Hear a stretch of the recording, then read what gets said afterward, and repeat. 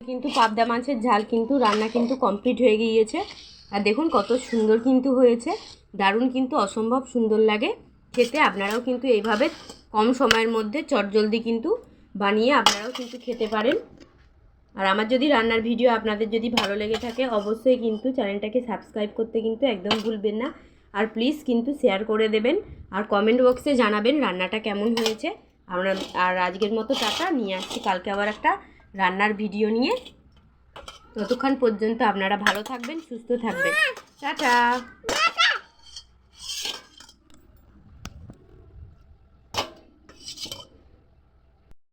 Friends, কেমন আছেন আপনারা সবাই? আশা করছি আপনারা সবাই খুব ভালোই আছেন, আমরাও খুব ভালো আছি। আজকে সকাল থেকে ভিডিওটা স্টার্ট করছি। সকাল বলতে মানে বেলা দুপুরে কি রান্না হবে। তো আজকে রান্না হবে দারুণ ইন্টারেস্টিং মাছ। আমাদের বাড়িতে কিন্তু সবাই খুব পছন্দ করে। এই দেখুন, আর আপনাদেরও কার কার খেতে ভালো লাগে অবশ্যই কিন্তু কমেন্ট করে জানাবেন। এই দেখুন কত বড় বড় সাইজের এই মাছটাকে কিন্তু বলা হয় পাবদা মাছ। আমি বেছে নিয়েছি মাছটা। এই দেখুন প্রত্যেকটাই কিন্তু খুব বড় বড় সাইজের আছে। এই মাছগুলোরই কিন্তু আজকে রান্না করব অতি সহজে এবং কম সময়ের মধ্যে। কিভাবে আপনারা তৈরি করবেন পাবদা মাছের ঝাল সেটাই কিন্তু দেখাবো। পুরো বিয়ে বাড়ি বা অনুষ্ঠান বাড়িতে যেই রকম হয় সেরকম কিন্তু টেস্ট হয়। চলুন কিভাবে রান্না করি আর কি কি উপকরণ লাগে আপনাদের দিকে দেখাই। চলুন দেখতে থাকুন।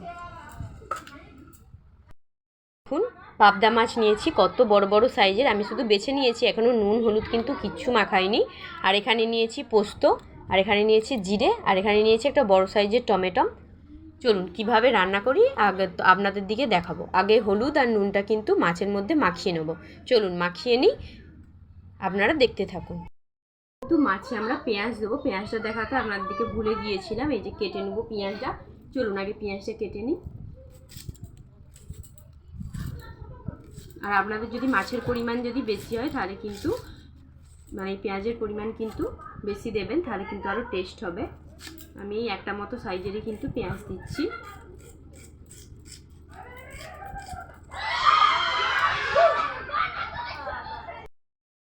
মাছগুলোতে প্রথমে হলুদ মাখিয়ে দিচ্ছি ভালো করে।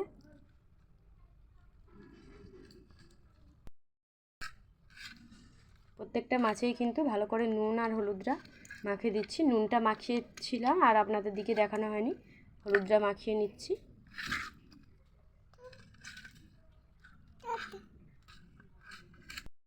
তেল কিন্তু গরম হয়ে গেছে। আমি কিন্তু প্রথমে মাছটা একটা কিন্তু তুলে দিয়েছি, তারপর আবার একটা মাছ কিন্তু দিয়ে দিচ্ছি।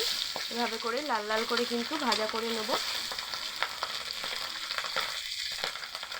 আর মাছটা দেখুন কত ফাটছে,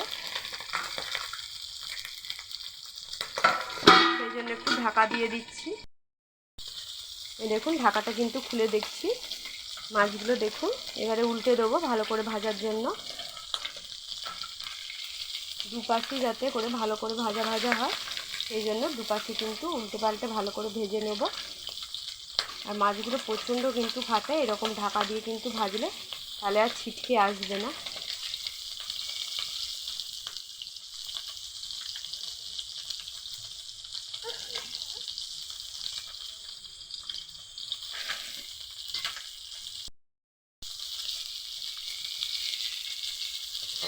উল্টে উল্টে কিন্তু ভালো করে ভেজে নেব।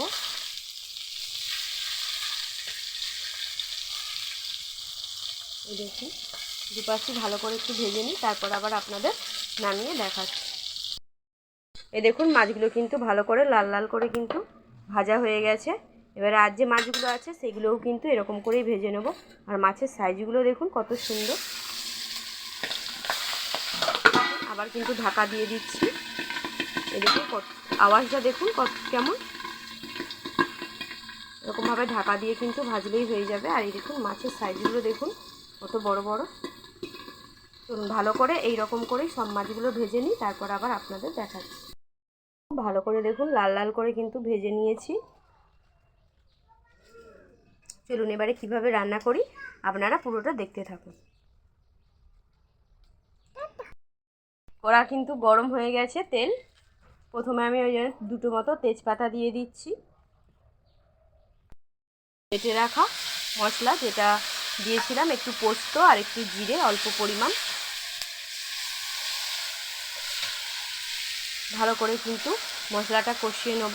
আর এবারে দিয়ে দেবো একটু হলুদ গুঁড়ো পরিমাণ মতো, 1 চামচের মতো কিন্তু হলুদ গুঁড়ো দিলেই হবে। তো ভালো করে মশলাটা আমি কষিয়ে নিই, তারপর আবার আপনাদের দেখাচ্ছি। 1 চামচের মতো লঙ্কার গুঁড়ো, ঝাল ঝাল তবে কিন্তু খেতে ভালো লাগবে।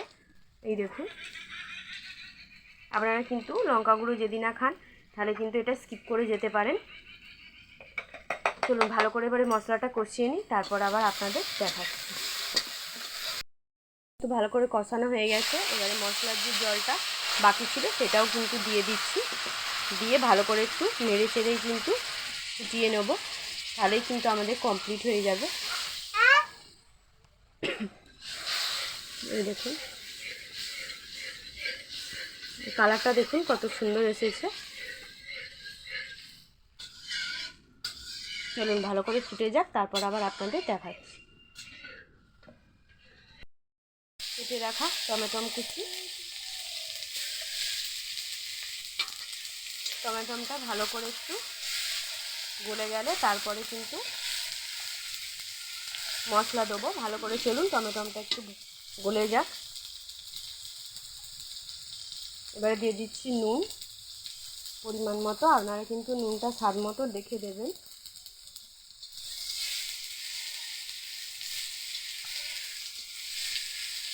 চলুন টমেটোটা ভালো করে ভাজা হয়ে যাক, একটু গলে যাক, তারপর আবার আপনাদের দেখাচ্ছি।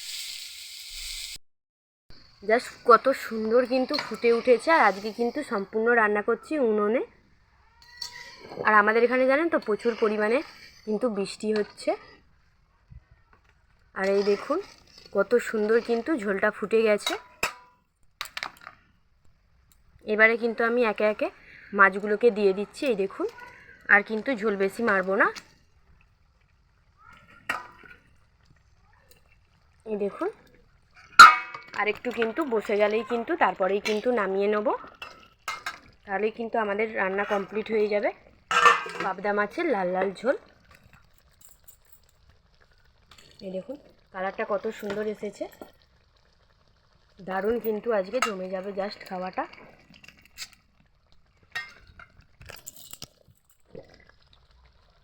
চলুন আর একটু ফুটে যাক, তারপর আবার আপনাদের দেখাচ্ছি। এই দেখুন একবারে গরম টকবক করে কিন্তু ফুটছে। আর একটু কিন্তু ঝোলটা জাস্ট মরে গেলেই কিন্তু নামিয়ে দেবো। আপনারা চাইলে কিন্তু এরকম ঝোল ঝোলও নামাতে পারেন, যেহেতু মাছ রান্না তো কমপ্লিট প্রায় হয়েই গেছে।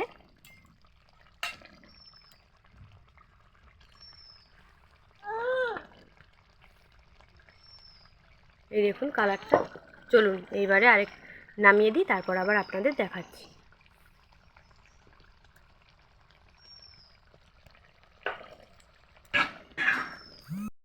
কিন্তু পাবদা মাছের ঝাল কিন্তু রান্না কিন্তু কমপ্লিট হয়ে গিয়েছে।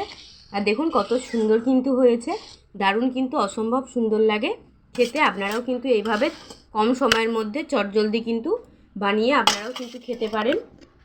আর আমার যদি রান্নার ভিডিও আপনাদের যদি ভালো লেগে থাকে অবশ্যই কিন্তু চ্যানেলটাকে সাবস্ক্রাইব করতে কিন্তু একদম ভুলবেন না। আর প্লিজ কিন্তু শেয়ার করে দেবেন, আর কমেন্ট বক্সে জানাবেন রান্নাটা কেমন হয়েছে। আমরা আর আজকের মতো টাটা, নিয়ে আসছি কালকে আবার একটা রান্নার ভিডিও নিয়ে। ততক্ষণ পর্যন্ত আপনারা ভালো থাকবেন, সুস্থ থাকবেন। টাটা।